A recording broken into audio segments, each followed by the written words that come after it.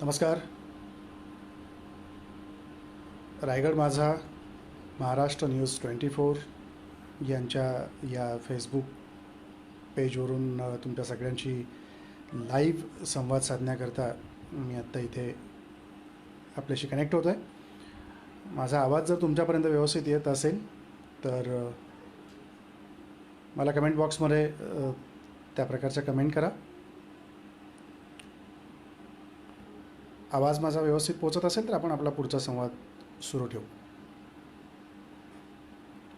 एक एक करून आपले मित्र इथे आपल्याला जॉईन होत आहेत.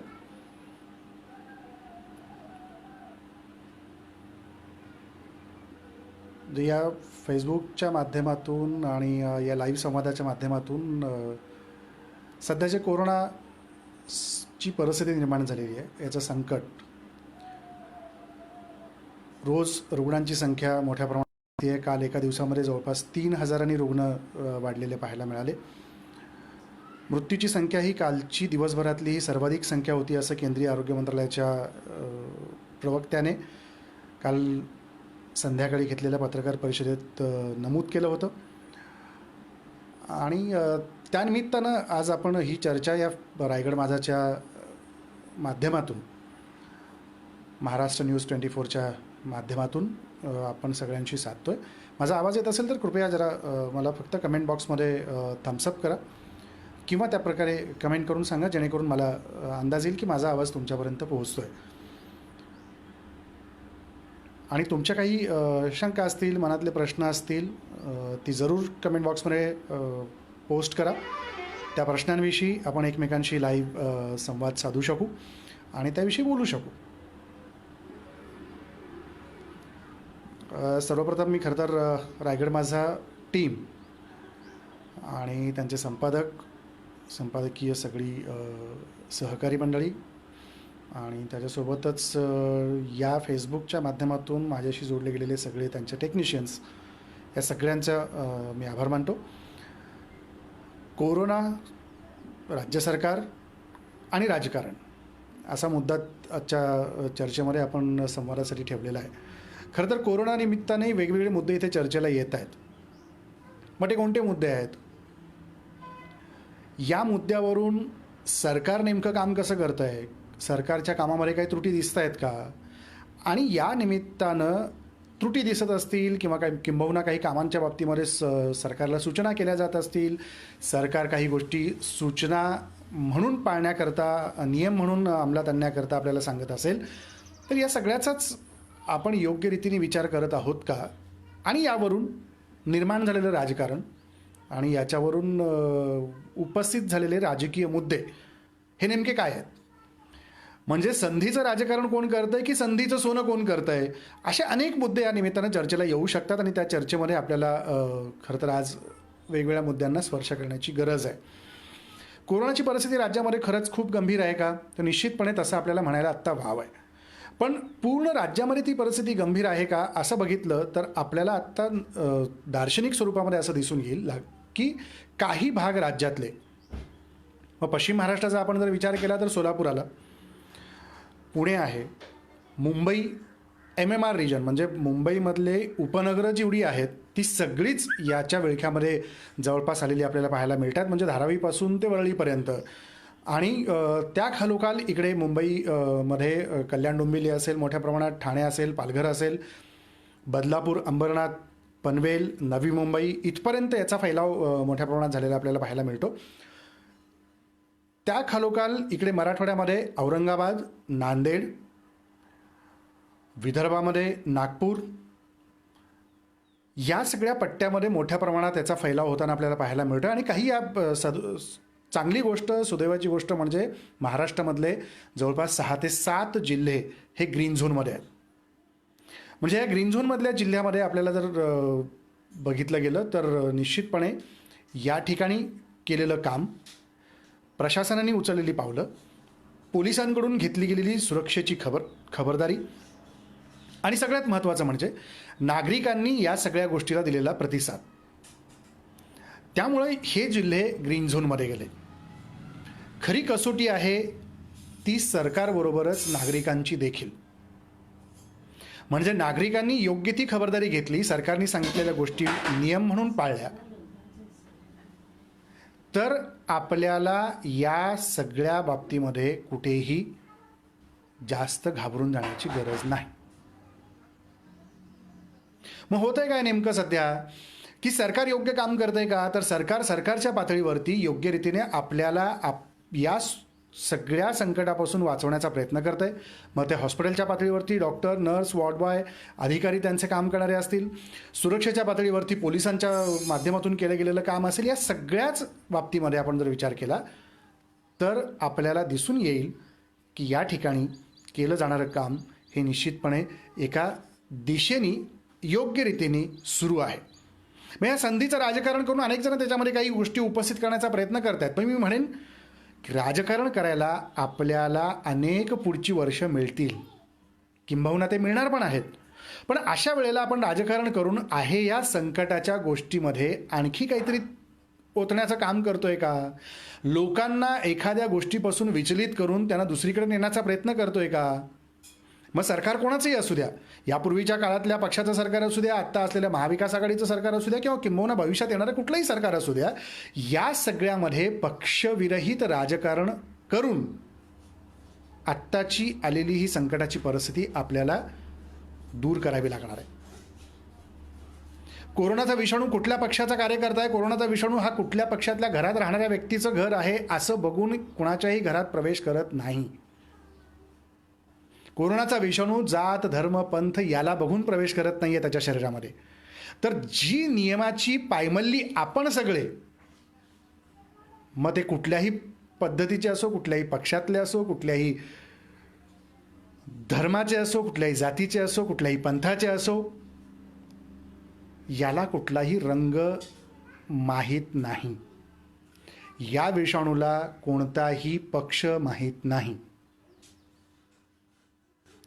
अमुक एका पक्षाचा आहे म्हणून तो जायचा थांबत नाही, अमुक एका धर्माचा आहे म्हणून तो विचार करायचा थांबत नाही. त्याला संसर्ग झाला की तो त्याच्या कवेत त्याला पकडतो. मग आपण राजकारण कशासाठी करायचं?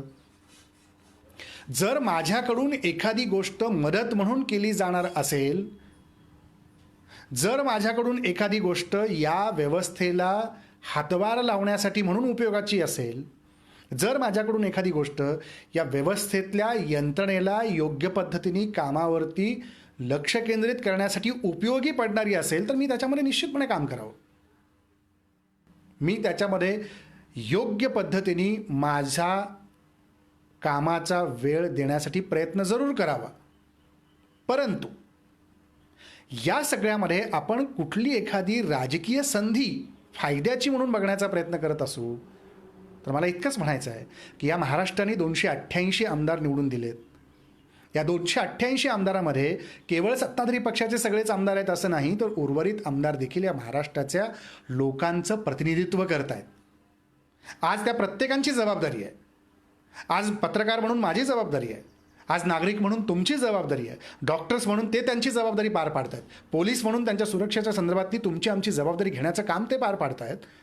तर अशा परिस्थितीमध्ये एखादी संधी मिळाली म्हणून आपण कुठलंही राजकारण करण्याचा प्रयत्न करू नये. हे हितावह आहे का महाराष्ट्रासाठी? हे महाराष्ट्राच्या भल्याचं आहे का? याचा तरी किमान साकल्याने प्रत्येकाने विचार करण्याची गरज आहे. संधी मिळाली तर ते जनतेच्या या संकटातून बाहेर पडण्यासाठी कोणते मार्ग त्यांना आपण उपलब्ध करून देऊ शकू याचा विचार करण्याची संधी शोधा. संधी मिळाली तर जनतेला या भीतीच्या वातावरणापासून दूर ठेवण्याकरता म्हणून मला काही जनजागृती करता येईल त्यासाठी म्हणून प्रयत्न करा. तर याच्या बाबतीत मला वारंवार सगळ्यांना सांगायचं आहे की हे मुद्दे राजकारण करण्यासाठी कुठेही वापरू नका. राजकारण निराळं आहे. आपत्तीच्या काळामध्ये जर आपण राजकारण करायला लागलो, आपत्तीच्या काळामध्ये जर आपण दुराग्रही व्हायला लागलो, आपत्तीच्या काळामध्ये जनतेपासून एक पाऊल लांब जाण्याचा प्रयत्न आपण करू लागलो, तर त्याचा फटका आपल्याला सहन करावा लागतो. हे कायम लक्षात ठेवा. फार लांबची गोष्ट नाही आहे. विधानसभा निवडणुकीपूर्वी सांगली, कोल्हापूर या पट्ट्यात आलेला महापूर आणि त्यानिमित्तानं शासन स्तरावर निर्णय घेण्यासंदर्भात झालेली दिरंगाई ही सर्व ज्ञात आहे, सगळ्यांना माहिती आहे. आणि त्याचे परिणाम निवडणुकीच्या काळामध्ये काय सोसावे लागले, कोणत्या पक्षाला सोसावे लागले, हे देखील सर्व ज्ञात आहे. त्यामुळे हे विसरून चालू नका. जनता यापासून दूर जात नाही. जनता सगळे मुद्दे त्याच्या मनामध्ये साठवून ठेवत असते. त्यामुळं आपत्तीच्या काळामध्ये मी पुन्हा पुन्हा सांगतो, आपत्ती सांगून येत नाही, संकट सांगून येत नाहीत. संधी ही सूचक असते. ती मिळाली म्हणून त्याचा कसाही वापर करणं हे ना सत्ताधाऱ्यांना शोभतं, ना त्याचं राजकारण करणाऱ्या विरोधकांना शोभतं. त्यामुळं संधी ही जनतेच्या सेवेसाठी मिळालेली आहे असं म्हणून काम करणारे लोकप्रतिनिधी असतील तर या जनतेला आजच्या या घडीला आपल्याला राजकारणापासून दूर ठेवून संकटाच्या या खाईतून बाहेर काढण्यासाठी मदत करता येऊ शकते. हे सर्वपक्षीय राजकारण्यांनी, सर्वपक्षीय कार्यकर्त्यांनी, सर्वपक्षीय नेत्यांनी जे फेसबुकवरती वेगवेगळ्या पोस्ट टाकून प्रत्येक गोष्टीचं राजकारण करण्याचा प्रयत्न करत असतात त्यांनी ध्यानात ठेवण्याची गरज आहे. सुसंगत कुठल्या गोष्टी घडल्या पाहिजेत. विसंगती कशी दिसते आहे? सरकार एक विचार करत आहे, प्रशासन दुसरा विचार करत आहे.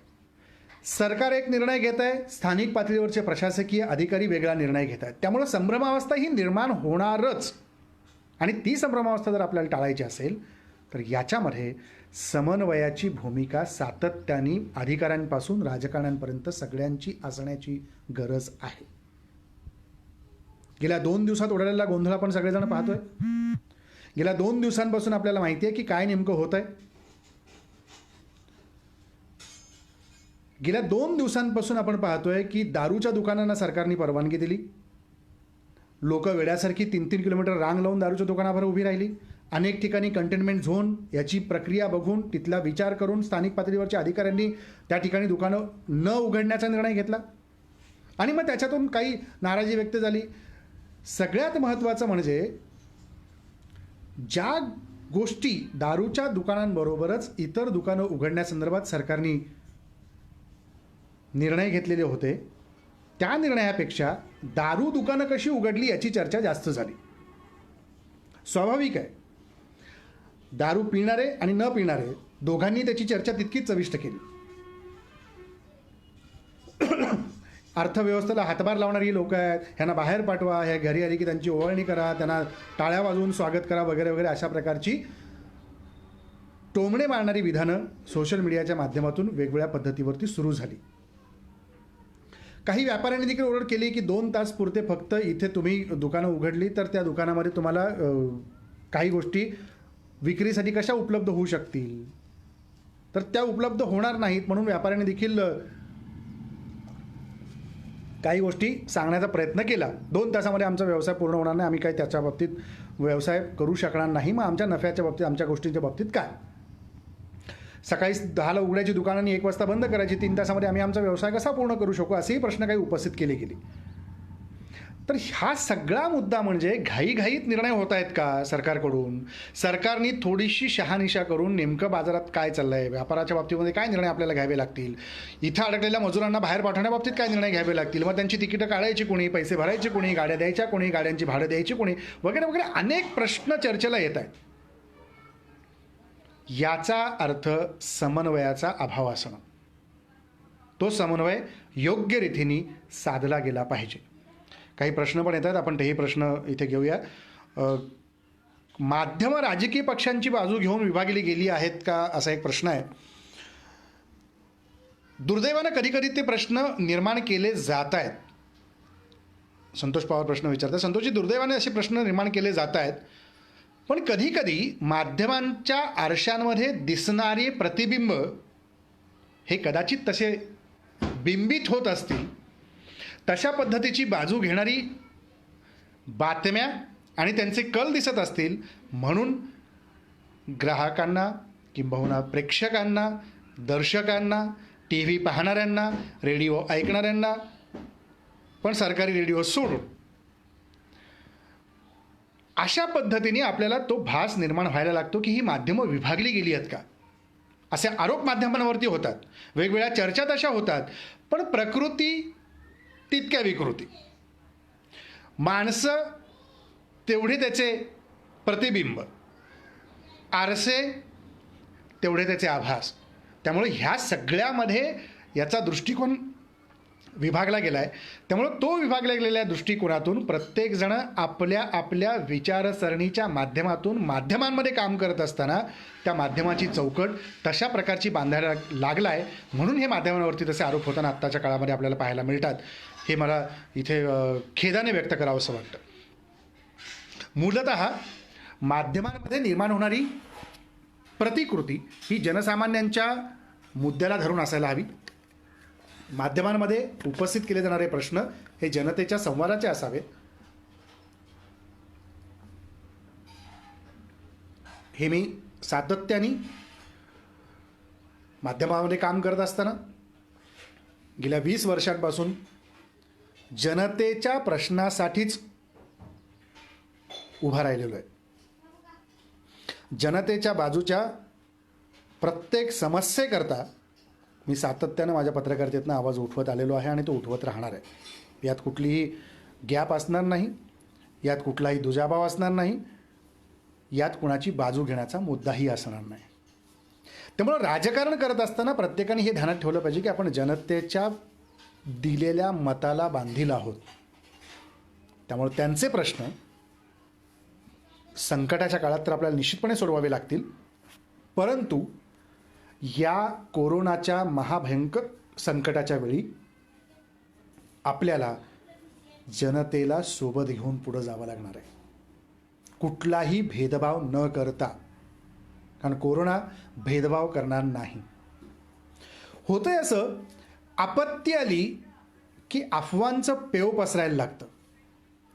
आपत्ती आली की प्रत्येकजण तज्ज्ञ व्हायला लागतो. आपत्ती आली की प्रत्येकजण आपला विचार, आपली मतं ही सत्यतादर्शक आहेत असं म्हणून पुढं रेटायला लागतो. मूलतः हा मुद्दा गांभीर्याने घेण्याचा आहे की जेव्हा एखादं संकट येतं त्या काळामध्ये आपल्याला त्या संकटाविषयी जर माहिती नसेल तर कृपा करून कोणतेही मेसेज आलेले न वाचता डोळ्यावर पट्टी बांधून पुढे फॉरवर्ड करू नका. अजिबात करू नका. अनेक असे मेसेज येतील, कृपया वाचून गप्प बसू नका. तुमच्या मित्रांना, नातेवाईकांना ग्रुप्समध्ये हे मेसेज फॉरवर्ड करा, व्हायरल करा. याचा अर्थ जाणीवपूर्वकरित्या तयार केला गेलेला हा मेसेज अनेकांपर्यंत भीती, संभ्रमावस्था आणि मनाची धाकधूक वाढवणारा असतो. याचा सदसद विवेकबुद्धी जागृत ठेवून विचार करा. या मुद्द्यावर मी परत येणार आहे. मी आणखी काही प्रश्नही घेतो. राजकारण होतंय का असा प्रश्न इथं कोरोनामुळे समोर येतोय. निश्चितपणे राजकारण होतंय. मला जे वाटेल ते मी मुद्दे समोर आणण्याचा प्रयत्न करतोय आणि याच्यातून राजकारण करण्याचा प्रयत्न करतोय. कृपा करून मला सगळ्याच कार्यकर्त्यांना विनंती करायची आहे, प्रत्येक पक्षाच्या, ही वेळ राजकारणाची नाही. आणि आपण किती मदत केली, किती प्रमाणात केली, कुणाला केली, याचे फोटो फेसबुकला टाकले म्हणजे कोरोना दूर होईल अशा संभ्रमावस्थेत, अशा भावनेमध्ये राहू नका. लोक घराबाहेर कशी पडणार नाहीत या बाबतीमध्ये लोकांची सजगता कशी आणता येईल याचा जास्त विचार करा. राजकारण करून आपण एकमेकांवरती चिखल उडवून घेतोय, याच्या पलीकडे काही करत नाही. याच्यामुळे कपडे कोणाचे खराब होणार आहेत ते तुमचे, आमचे खराब होणार आहेत. याचे शिंतोडे कोणावर पडणार आहेत तर या महाराष्ट्राच्या प्रतिमेवर पडणार आहेत. या महाराष्ट्राच्या मातीचे आपण घटक आहोत, हे कदापि विसरू नका. हा महाराष्ट्र संकटात आहे. कोरोनाच्या संकटामध्ये महाराष्ट्र जातोय आणि आपल्याला राजकारण करायचं सुस्त आहे. याच्यासारखी दुर्बुद्धी दुसरी कुठली नाही. कृपा करून हे राजकारण करू नका. साध्य काहीही नाही. सध्याची आलेली संकटाची परिस्थिती हे साधन म्हणून वापरू नका. याच्यातनं साध्य काहीच नाही. यावरून होणारे आरोप प्रत्यारोप हे आपल्याच अंगावर शिंतोडे उडवणारे आहेत.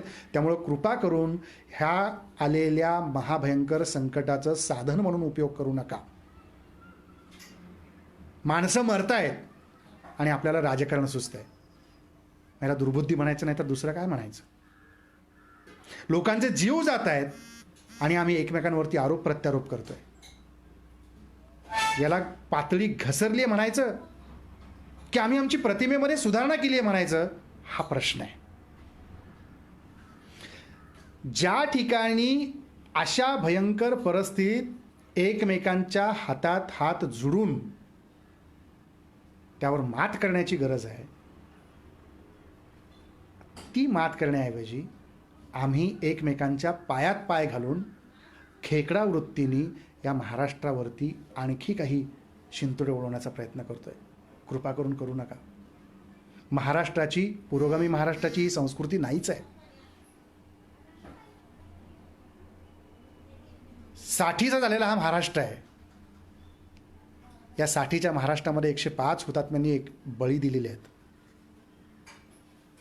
आणि ज्या यशवंतराव चव्हाणांनी, आपल्या पहिल्या मुख्यमंत्र्यांनी मंगल कलश 1 मे 1960 रोजी महाराष्ट्राचा ठेवला, तर तो मंगल कलश महाराष्ट्राला अधिक मंगलमय जर आपल्याला करायचा असेल तर कृपा करून या महामारीतून महाराष्ट्राला वाचवा, या संकटातून वाचवा आणि राजकारण करायचं थांबवा.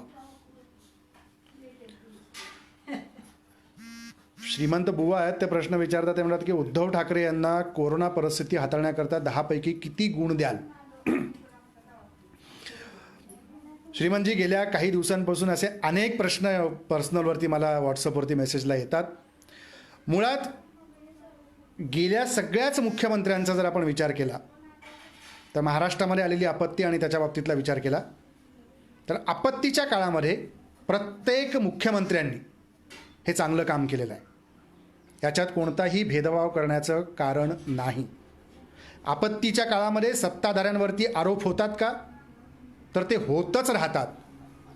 याचा अर्थ आपण काहीतरी चुकतोय असं सत्ताधाऱ्यांनी घेण्याचं कारण नाही, कारण ते राजकारण असतं. त्यासाठी आरोप होत राहतात. पण या आरोपामधून आपण गोष्टी शिकायच्या असतात आणि त्यातून यंत्रणेला सुधारत सुधारत ही सगळी झालेली घडी बसवायची असते, विस्कटलेली घडी बसवायची असते. 93 साली भूकंप आल्यानंतर शरद पवारांवरती आरोप झाले नव्हते का? तर भूकंपाच्या नंतर ते राजकारण झालं. सांगली, कोल्हापूरमध्ये आलेल्या आत्ताच्या 2019 मधल्या पुरामध्ये देवेंद्र फडणवीसांवरती आरोप झाले नाहीत का? निश्चितपणे झाले. ते राजकारण आजही होत राहिलं. मग आत्ता उद्धव ठाकरे याच्यातून कसे सुटतील? ते आरोप त्यांच्यावर होत राहणार. एकमेकांना ट्रोल केलं जातं, एकमेकांवरती चिखलफेक केली जाते. प्रत्येक पक्षाचे कार्यकर्ते वेगवेगळ्या पद्धतीने त्याच्यावरती आरोप प्रत्यारोप करताना आपल्याला पाहायला मिळत आहेत. हे होत राहणार. पण याबद्दल मला निश्चितपणे सांगायचं आहे की अशा काळामध्ये लोक मरत असताना आपण राजकारण विसरून माणुसकीच्या भावनेने जनतेला मदतीचा हात दिला पाहिजे. जनता घाबरलेली आहे, जनता भेदरलेली आहे. तिला कळत नाही की आजचा दिवस संपलाय, उद्याचा उगवणारा कसा असेल. आजचा सूर्य मावळलाय, उद्याचा उगवणारा सूर्य हा नेमकं काय संकट घेऊन येणार आहे हे कुणालाही माहीत नाही. मग अशा वेळेला आपण जनतेच्या मनातली भीती दूर करायची की सोशल मीडियावरती वेगवेगळ्या राजकीय मुद्द्यातून होणाऱ्या राजकीय परिस्थितीच्या गोष्टींना बळ देत एकमेकांवरती चिखलफेक करत बसायची? थोडासा विचार करा.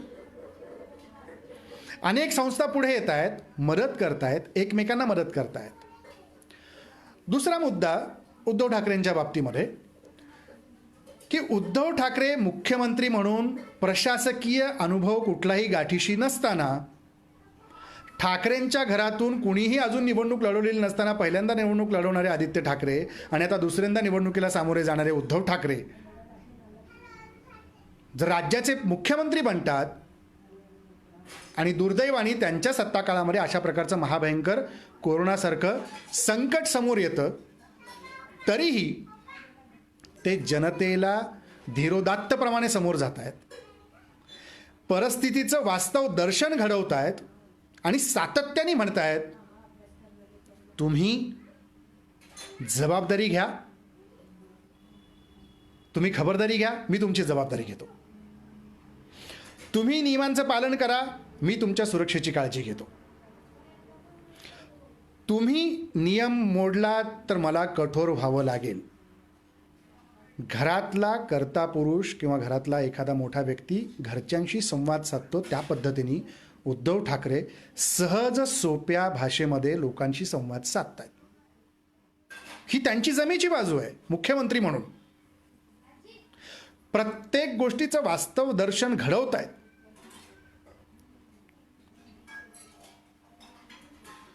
मी ही गोष्ट सांगतोय म्हणजे मी त्यांची बाजू घेतोय, मी त्यांच्या बाजूला झुकलोय असं कोणाला वाटत असेल तर माफ करा.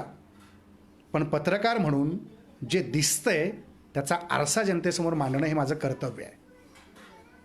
देवेंद्र फडणवीसांनी देखील पुराच्या काळामध्ये मागच्या सांगली कोल्हापूरच्या तसंच काम केलं होतं. पण तरीही राजकारण झालं, तरीही त्यांच्यावर आरोप झाले.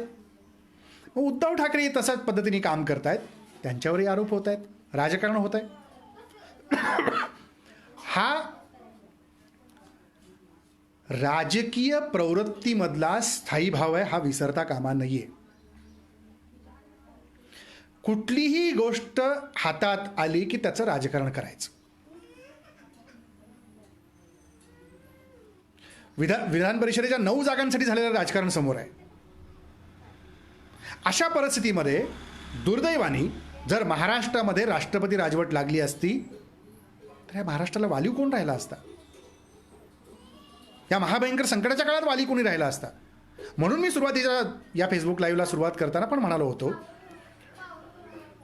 की अशा परिस्थितीमध्ये राजकारण करायला आपल्याला बरीच वर्ष पुढे शिल्लक आहेत, ती करत राहूया. पत्रकार म्हणून आम्ही त्याच्यामध्ये समीक्षा करायला सोबत तुमच्या असणारच आहोत. पण आपत्तीच्या काळातलं राजकारण हे आपल्या प्रत्येक मानसिकतेचं दर्शन घडवतं. त्यामुळे आपण चांगले असू तर वाईट ठरतो, आणि वाईट असू आणि चांगलं काम केलं तर लोक आपल्याला सहानुभूती दाखवायला लागतात. मग आता हे प्रत्येकाने ठरवायचं आहे की आपण नेमकं करायचं कसं, वागायचं कसं, लोकांना सोबत घेऊन पुढे जायचं कसं, ही प्रत्येकाची जबाबदारी आहे, तुमच्या माझ्यासहित. काही प्रश्न आलेले आहेत, मी ते पण घेतो. तृप्ती देसाई पण आहेत, बघतायत. नमस्कार. सरिता उपासे आहेत, त्या म्हणतायत की केंद्र शासन राज्य शासनाला आवश्यक तितकी मदत करत नाही असं वाटतं का? मी तुमच्या प्रश्नाचं उत्तर देतो. उदय मोरे पण आहेत, ते म्हणतायत की संपूर्ण व्यवस्था समन्वयाने वागते असं आपल्याला वाटतंय का? सगळे काही प्रश्न घेऊ आणि त्या एक एक प्रश्नाकडे मी येतो. संतोष बाबर आहेत, ते म्हणतायत की सर, या अडचणीच्या परिस्थितीमध्ये महाराष्ट्राची एकजूट खूप महत्त्वाची आहे. मुख्यमंत्री अतिशय जबाबदारीने काम करत आहेत. अगदी खरं आहे. या सगळ्या प्रश्नांच्या विषयी मी आता एक एक करून उत्तर देतो. केंद्र शासन ही संपूर्ण देशाचा विचार करून प्रत्येक राज्याला मदत करण्याचा प्रयत्न करत आहे. त्या त्या टप्प्याने केंद्र शासन मदत करताना आपल्याला पाहायला मिळतंय. कदाचित त्याच्यामध्ये आपण एका राजकीय कानोस्यानी किंवा राजकीय चष्म्यामधून जर कुठल्याही सरकारकडे पाहायला लागलो तर आपल्याला असं वाटतं आपलं असलेलं सरकार आणि केंद्रातलं सरकार हे एकमेकांच्या विरोधातलं सरकार असल्यामुळं कदाचित केंद्राची आपल्याकडे वक्रदृष्टी आहे म्हणून आपल्याला मदत होत नसेल, पाठपुरावा केला जात नसेल. पाठपुराव्याला आपण कमी पडतोय की काय, आमचं सरकार असतं तर आम्ही असं केलं असतं, त्यांचं सरकार आहे म्हणून हे असं होतंय वगैरे वगैरे असंख्य प्रश्न उपस्थित होऊ शकतात. पण ते आपला चष्मा आपण कोणता वापरतो त्याच्यातून सगळं बघणं कसं असतं यावर अवलंबून आहे. त्यामुळे त्या त्या पातळीवरती मदत होत असेल, केली जात असेल. ही मदत कधी कधी उघड होते, कधी कधी राजकीयदृष्ट्या उघड केली जाते आणि त्याच्यातून पुन्हा एकदा राजकीय प्रश्न उपस्थित करून राजकारण केलं जातं. त्यामुळं अशा पद्धतीचं राजकारण करत असताना केंद्राकडून येणारी मदत कशी आहे, किती आहे, ती मिळते की नाही, त्याचा योग्य वाटा घटकाला गावातल्या पोहोचतोय की नाही, याचा अभ्यास आपण आपल्या व्हॉट्सअपच्या विद्यापीठातून करत असतो. ती यंत्रणा पूर्णपणे वेगळी आहे. ती मदत किती येते, कशी आली आहे, कशी पोहोचवायची, त्याची वर्गवारी कशी करायची, लोकांपर्यंत ती मदत कशी पोहोचवली जाईल, ती यंत्रणा कशी काम करते, मग ती कोणत्या विभागाची काम करते, याच्यावरती काम करणारे अधिकारी मंडळं आहेत. त्यामुळे कृपया व्हॉट्सअपवर फिरणाऱ्या मेसेजवरती अवलंबून राहून आपण आपला मानसिकतेचा दृष्टिकोन बनवायचा प्रयत्न करू नका. ती मदत येत राहते. समन्वयाने मगाशी मी म्हणालो की जसं की समन्वयाचा अभाव हा दिसतो कधी कधी जेव्हा प्रशासकीय यंत्रणेमध्ये थोडी गॅप आपल्याला पाहायला मिळते. ती गॅप जर आपण बघितली तर आता जसा दुपारचाच एक निर्णय होता कल्याण डोंबिवली महापालिकेने काल घेतलेला. 8 मे नंतर कल्याण डोंबिवली महापालिकेतून मुंबई शहरामध्ये कामाला जाणारी जी काही खाजगी आस्थापनेतली लोकं असतील किंवा सरकारी आस्थापनेतली म्हणजे सरकारी नोकरदार असतील, खाजगी नोकरदार असतील, हे जर तिकडे गेले, कारण याचं कारण मी तुम्हाला थोड्या वेळाने सांगतो, हे जर मुंबईला कामासाठी गेले तर त्यांनी पुन्हा कल्याण डोंबिवलीमध्ये प्रवेश करायचा नाही. त्यांची व्यवस्था त्यांच्या कार्यालयांनी मुंबईमध्ये करून द्यायची असा त्या पत्राचा अर्थ होतो. मग महापालिकेच्या आयुक्तांनी अशा प्रकारचा निर्णय का घेतला, त्याच्यावर दुपारी चर्चा अशी सुरू झाली की हा महापालिकेचा भोंगळ कारभार आहे, महापालिकेमध्ये एकमेकांमध्ये समन्वय नाही आहे. त्याचं कारण असं, आयुक्तांनी हे पत्र काढण्यामागचं कारण असं होतं की गेल्या 2-4 दिवसामध्ये कल्याण डोंबिवली महानगरपालिकेच्या परिक्षेत्रामध्ये जे नवे रुग्ण आढळले, हे बहुतांश रुग्ण हे मुंबईमध्ये वेगवेगळ्या ठिकाणी कामाला जाणारे रुग्ण होते. मग ते बँकांमध्ये काम करणारे लोक असतील, खाजगी बँकांमध्ये काम करणारे लोक असतील, सरकारी ऑफिसेसमध्ये काम करणारे लोक असतील, सरकारी दवाखान्यात काम करणारे लोक असतील, खाजगी दवाखान्यामध्ये काम करणारे लोक असतील, खाजगी ऑफिसेसमध्ये काम करणारे लोक असतील. तर हे तिथल्या लोकांच्या संपर्कात आल्यानंतर इथं ते आले आणि ते कोरोना पॉझिटिव्ह सापडले. मग त्यांचे कुटुंबीय कोरोना पॉझिटिव्ह झाले. त्यामुळं कल्याण डोंबिवलीमधला कोरोना बाधितांचा आकडा हा जवळपास 200च्या घरात जाऊन पोहोचला आहे. अशी परिस्थिती असताना कल्याण डोंबिवली महापालिकेच्या आयुक्तांनी, प्रशासनाने असा निर्णय घेतला की ह्या लोकांनी कामाला गेल्यानंतर कृपा करून त्यांच्या कुटुंबियाची काळजी घेण्याकरता म्हणून, त्यांच्या कुटुंबियांना बाधा होऊ नये म्हणून, त्यांच्या आजूबाजूच्या परिसरातल्या नागरिकांना बाधा होऊ नये म्हणून ते पत्रक काढलं आणि त्याच्यावरून एकच गदारोळ माजला. आणि नंतर आज दुपारी कल्याण डोंबिवली महापालिकेच्या आयुक्तांना त्यांनी घेतलेल्या निर्णयाला स्थगिती द्यावी लागली. मग हा अभाव नाही आहे का, समन्वयाचा अभाव नाही आहे का, तर निश्चितपणे समन्वयाचा अभाव आहे. याला आपल्याला भोंगळ कारभार अशाच सहज सोप्या तोंडातून निघाला शब्द म्हणून तसा वापरता येणार नाही. ही सगळी IAS अधिकारी मंडळी आहेत. ही तारतम्याने निर्णय घेत आहेत. आपल्याला त्यांच्याशी संवाद साधून या प्रक्रियेमध्ये सहभागी व्हावं लागेल. जर आपण निर्णय घेण्यासाठी इतके सक्षम असू आणि टीका करण्यासाठी जर इतके सक्षम असू तर आपण नाही का हे सगळा कारभार सहज सोप्या पद्धतीने चालवू शकू, याचाही विचार झाला पाहिजे. हे मला आवर्जून इथे नमूद करावं असं वाटतं. जयंत एलुरकर आहेत, ते म्हणतात की राज्य शासनाचे कार्य कौतुकास्पद आहे आणि कपट कारस्थानं करण्याची ही वेळ नाही. मी तेच म्हणतोय, केंद्र सरकारने निष्पाप तसंच आपला दुसऱ्याचा अशा भूमिका घेणं सोडून द्यावं अशी त्यांची भूमिका आहे. विरोधक राजकारण करतायत का, नारायण गोस्वामींचा प्रश्न आहे. निश्चितपणे नारायण, मी या संदर्भात काही वेळापूर्वीच त्याचं विश्लेषण केलेलं आहे की राजकारण कुणीही करू नये, ते सत्ताधाऱ्यांनीही करू नये आणि विरोधकांनी करू नये. केंद्र द्वेषाची मानसिकता घेऊन काम करतंय का, त्याची प्रवृत्ती आहे का, मी काही वेळापूर्वीच याबद्दल येलुरकर बोललेलो आहे. अनंत साखरे आहेत, नमस्कार. सूरज पाटील आहेत, ते म्हणतात की आत्ताच्या काळात केंद्राकडून IFSCचा मुद्दा काढला आहे, ते केंद्र योग्य करतंय का. राजकारण होत आहे, निश्चितपणे होत आहे. मी तेच सांगतो की कुठल्याही काळात झालेलं राजकारण आणि ती परिस्थिती ही ती वेळ नाही. IFSCच्या मुद्द्याच्या बाबतीत जर तुम्ही पाहायला गेलात तर त्याच्यावरती वेगवेगळ्या टीका टिप्पणी झाली. गेल्या 2 दिवसापासून आपण पाहतोय की राहुल गांधी हे अर्थतज्ञांच्या मुलाखती घेत आहेत. राहुल गांधींनी आपल्या RBIचे माजी गव्हर्नर रघुराम राजन यांची मुलाखत घेतली.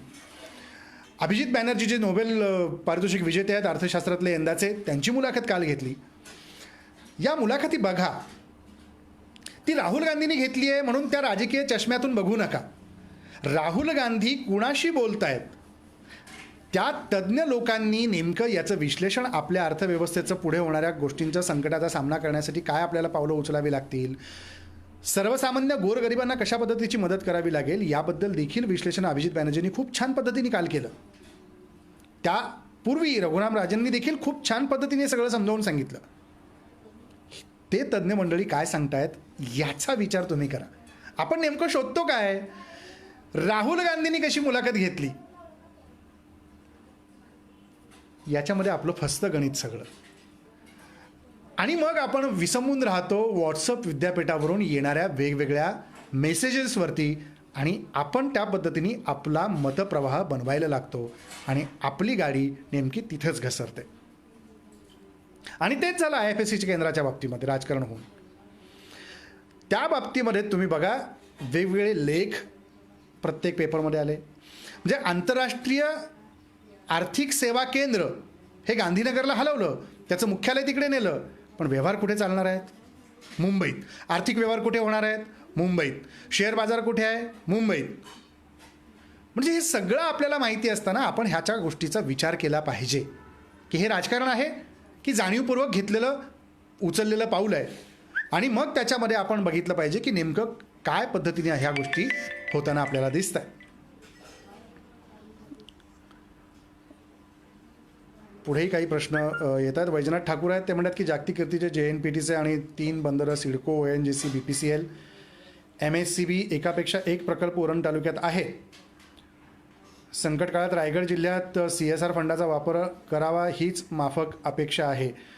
आशा करूया की JNPTचं आता रोरो सेवा पण सुरू झाली आहे, त्यामुळं रायगड जिल्ह्याला एक प्रकारे पुन्हा एकदा चांगल्या पद्धतीने पर्यटनासाठीच्या वेगवेगळ्या गोष्टी समोर येतील.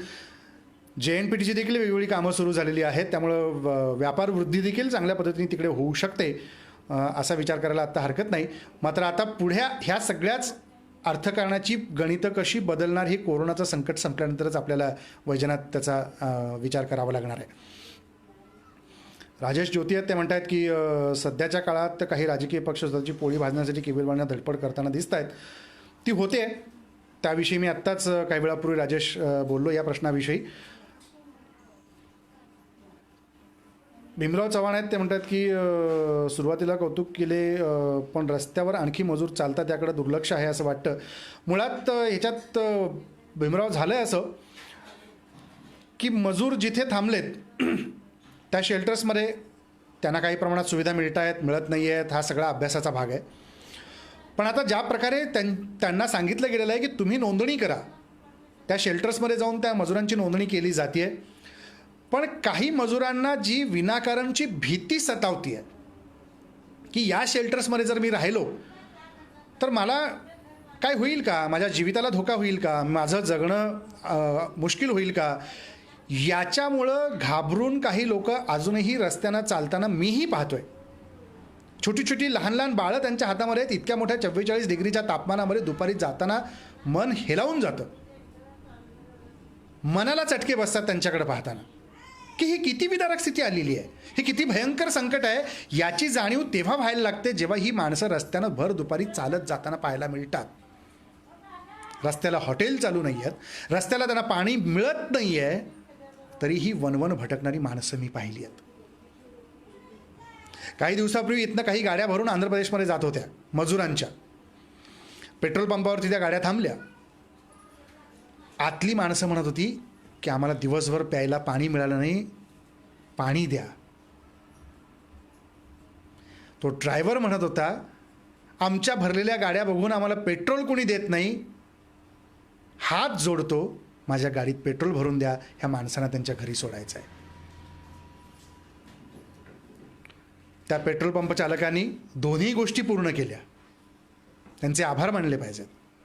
पण असं असताना आपण ही मानसिकता विसरून चाललो आहे की चालत जाणारी माणसं ही आपलीच भाऊबंद आहेत. ह्यांची काळजी घेणं माणूस म्हणून, नागरिक म्हणून आपलं कर्तव्य आहे, हे आपण विसरता कामा नाही आहे. सरकार सगळ्याच बाबतीमध्ये पुरं पडेल अशी ही अपेक्षा ठेवणं चुकीचं आहे. काही मर्यादेपर्यंत सरकार पुढं जाऊ शकतं, पण त्या मर्यादेच्या पलीकडं नागरिक म्हणून सरकारच्या या कामाला हातभार लावण्याची जबाबदारी अशा संकटाच्या काळामध्ये तुमची आमची सगळ्यांची असली पाहिजे. कुठलं कलहाचं राजकारण सोडून राजकीय अभिनिवेशाचा सदरा झटकून आपण या सगळ्यामध्ये सहभागी झालो पाहिजे.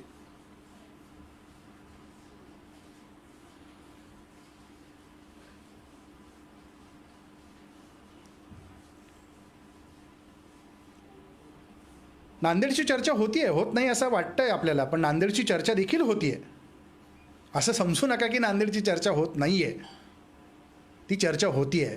आपण ती वाचली पाहिजे, आपण ती समजून घेतली पाहिजे, म्हणजे आपल्याला कळेल की ती चर्चा होतीये की नाही होत.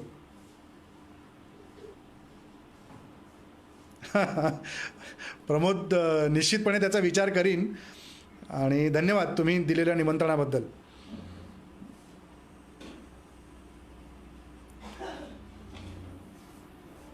महसूल मिळवण्यासाठी दारू दुकानं उघडण्याचं धोक्याचं नाही का, तर निश्चितपणे थोडासा घाईगर्दीचा निर्णय झाला आहे अशी टीका सरकारवरती होतीये.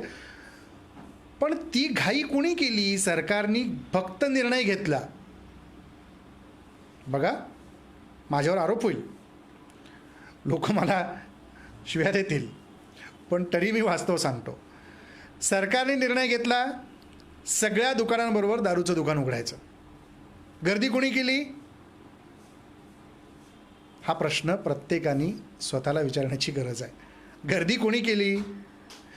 दिलेलं सोशल डिस्टन्सिंग पाळण्याचं भान आपण ठेवलं का?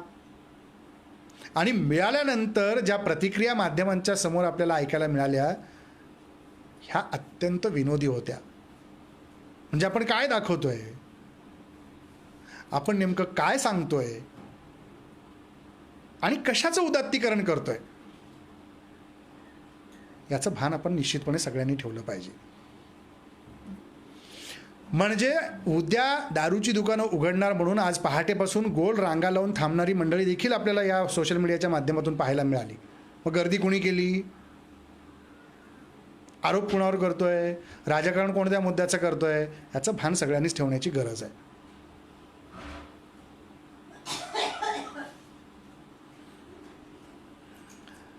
धन्यवाद विकास तुमच्या प्रतिक्रियेबद्दल. JEE-IIT सुरळीत होतील का असा एक प्रश्न इथे आलेला आहे आणि त्या विद्यार्थ्यांच्या मनोबलाबद्दल काय तुम्ही सांगाल? सरकारने निश्चितपणे त्यामुळंच त्याची तारीख ही जुलै महिन्यातली घेतलेली आहे.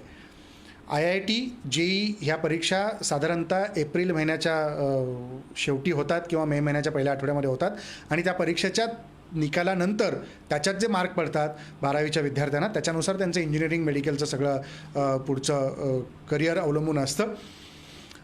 तर नीटची असेल, JEEची परीक्षा असेल, IITच्या परीक्षा असतील, या परीक्षा जुलै महिन्यामध्ये घेण्याचा सरकारने निर्णय घेतला. UPSCच्या परीक्षा देखील साधारणतः त्या काळात होऊ शकतात. अजून त्याचा निर्णय झालेला नाही. UPSC बोर्ड त्याचा निर्णय अजून घेणं अपेक्षित आहे. त्या संदर्भातली खात्रीलायक माहिती अजून आपल्याकडे नाही. परंतु सरकारने हे पण म्हटलं आहे की JEE IITच्या परीक्षा जुलै महिन्यात झाल्यानंतर तात्काळ ऑगस्ट महिन्याच्या आत त्याचे निकाल लावा आणि सप्टेंबर महिन्यामध्ये त्यांचे कॉलेजेस सुरू करा. त्यामुळं अजूनही ती परिस्थिती बघून पुढची रुग्णांची संख्या, वाढती संख्या आणि त्याचा कोरोनाचा वाढता प्रसार आणि त्याचा फैलाव थांबला असेल तर कदाचित सरकार घेतलेल्या निर्णयाच्या नुसार त्या तारखेनुसार परीक्षा घेईल. किंबहुना जर कदाचित याचा प्रसार जर कोरोनाचा वाढला तर या तारखा देखील पुढे मागे होऊ शकतात.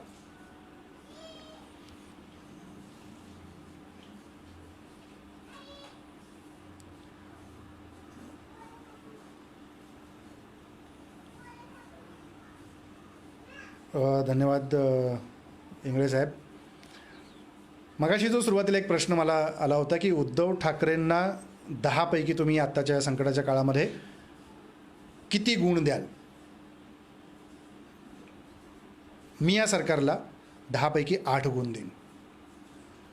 अजून काळ जायचं आहे, त्यामुळे 10 पैकी 10 मिळणार की नाही हे आणखी काही काळ गेल्यानंतर मी सांगेन.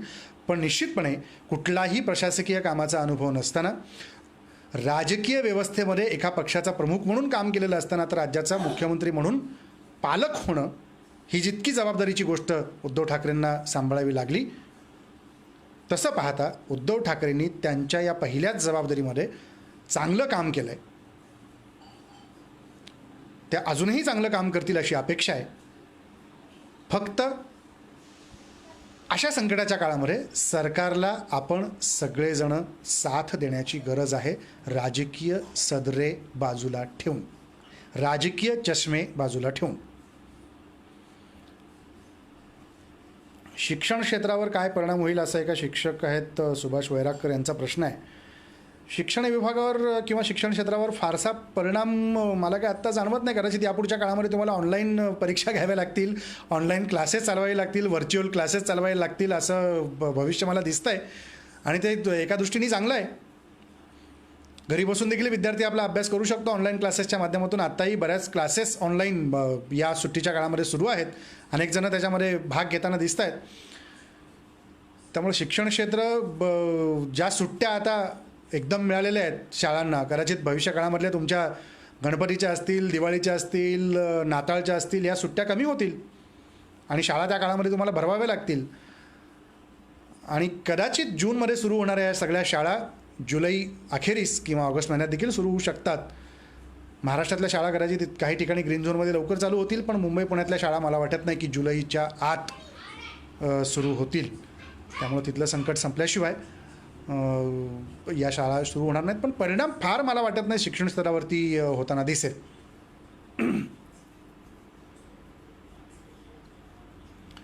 मुंबई पुण्याच्या बेशिस्तीमुळं महाराष्ट्राला त्रास होतोय का असं म्हणणं चुकीचं आहे भीमराव. कारण त्रास हा जिथे रुग्ण सापडतात तिथे सगळ्यांनाच होतोय. त्यामुळे एकट्या मुंबई पुण्याला दोषी धरून चालणार नाही. महाराष्ट्रातली बरीच शहरं आहेत. रेड आणि ऑरेंज झोनमधले जर जिल्हे तुम्ही काढले तर मग त्रास कुणाला होतोय हा प्रश्न प्रत्येकाने विचारला पाहिजे. त्यामुळं ही जबाबदारी आपली स्वतःची आहे. आपण जर जबाबदारीने वागलो तर त्रास कुणालाही होणार नाही. म्हणून मुख्यमंत्री सातत्याने म्हणतायत तुम्ही खबरदारी घ्या, मी जबाबदारी घेतो. त्यामुळे खबरदारी घेण्याची गरज आपल्या सगळ्यांना आहे. मुख्यमंत्री या राज्याचे पालक म्हणून जबाबदारी घ्यायला तयार आहेत, तर त्या खबरदारीची उपाययोजना आपण सगळ्यांनी करण्याची गरज आहे. नियोजनामध्ये सरकार कमी पडलंय का असा एक प्रश्न आत्ता इथे आलेला आहे की मला असं काही प्रमाणात वाटतं आहे, पण 100% सरकार नियोजनामध्ये फसलं आहे असं मला अजिबात आत्ता वाटत नाही आहे. आरोप होत आहेत, ढिसाळपणाचे आरोप होत आहेत, भोंगळ कारभाराचे आरोप होत आहेत. हे राजकारण आहे. आपत्तीनुसार संधीचं राजकारण केलं जात आहे. अशा राजकारणाला कुणीही योग्य चाललं आहे असं म्हणणार नाही. मी त्यांनाही विनंती करेन की असे राजकीय सदरे झटका महाराष्ट्राला या संकटातून बाहेर काढायचा आहे, त्यासाठी प्रयत्न करा. मुंबई विद्यापीठाच्या परीक्षा होतील की नाही याचा निर्णय अजून झाला नाही. मात्र मागच्या आठवड्यामध्ये राज्याचे उच्च तंत्र शिक्षण मंत्री उदय सामंत काही बैठका या संदर्भातल्या घेणार होते, पण त्या बैठका अजून पूर्ण झालेल्या नाही आहेत. कदाचित या आठवड्यामध्ये एखादी बैठक झाली तर त्या संदर्भातला निर्णय विद्यापीठांच्या परीक्षांचा होऊ शकतो. कारण उदय सामंत असे म्हणाले होते की विद्यापीठाच्या परीक्षा होतील, पण त्या कधी होतील याबद्दल अजून काही अधिकृत माहिती नाही. बरेच वैयक्तिक प्रश्न फार येत आहेत, त्यामुळे त्या वैयक्तिक प्रश्नांकडं मी फार वळणार नाही आहे. आणखी काही प्रश्न असतील तर आपण थोडा वेळ बोलूया. आणि काय नेमकं राजकारण झालं आहे, सरकार नेमकं कसं काम करतं आहे याबद्दल आपण बराच वेळ बोलतो आहे. जवळपास पाऊण तास होऊन गेला आहे. त्यामुळं आणखी काही एखाद दुसरे मुद्दे असतील तर मी प्रश्नांना उत्तर देतो, नाहीतर आपण या संवादामध्ये इथे थांबूया.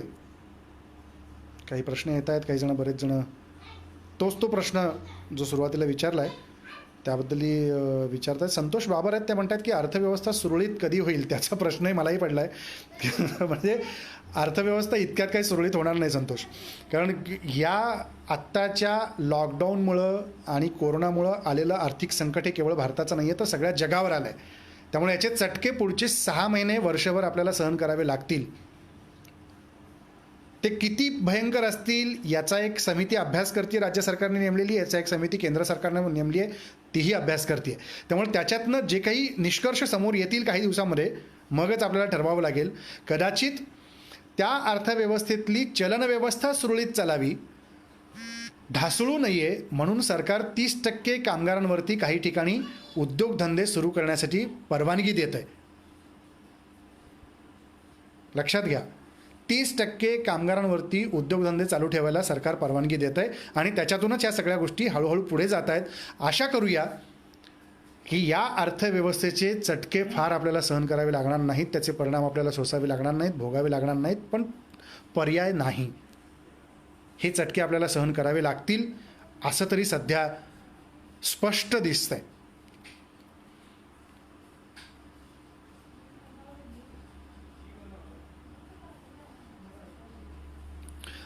नाही, मीडियामध्ये देखील बरेचसे बदल याच्यामुळे होतील. आत्ता आपण ज्या पद्धतीनं डिजिटल माध्यमातून एकमेकांशी संवाद साधतोय, कदाचित भविष्यातला मीडिया हा अधिक या प्रकारेच प्रभावी माध्यमाने तुमच्याशी संवाद साधताना दिसेल. त्यामुळे प्रिंट मीडिया बदलताना दिसेल, इलेक्ट्रॉनिक मीडिया बदलताना दिसेल आणि डिजिटल मीडिया सुधारताना दिसेल. मी 3 प्रकारे तुम्हाला सांगितलं. प्रिंट मीडिया बदलताना दिसेल, इलेक्ट्रॉनिक मीडिया बदलताना दिसेल आणि डिजिटल मीडिया सुधारताना दिसेल. हे बदल, हे फरक तुम्हाला निश्चितपणे जाणवताना पाहायला मिळतील, याची जाणीव तुम्हाला व्हायला लागेल आणि हे दिसायला पण लागेल. त्यामुळे हे बदल अपेक्षित आहेत. शेतमालाचे दर घसरणं स्वाभाविक आहे, कारण मार्केटच ओपन नाही आहे आणि जो कोणी व्यापारी आहे तो शेतकऱ्याला पाडून मागतोय. नुकसान शेतकऱ्याचं जास्त आहे, हे मी अजूनही सांगतो. परराज्यातल्या लोकांना पाठवायला उशीर झाला का, तो शासकीय पातळीवरचा निर्णय आहे. मात्र जेव्हा हा निर्णय शासकीय पातळीवरती झाला तेव्हा ती लोक, जेव्हा संकट थोडं थोडं आपल्याला कमी होतं आहे, त्याच्यावर नियंत्रण आपण काही प्रमाणात मिळवतो आहे असं वाटायला लागतं, तेव्हा शासन अशा प्रकारचे निर्णय घेतं की जिथे लोक अडकली आहेत त्यांना त्यांच्या घरापर्यंत पोहोचवण्याची व्यवस्था केली जाते.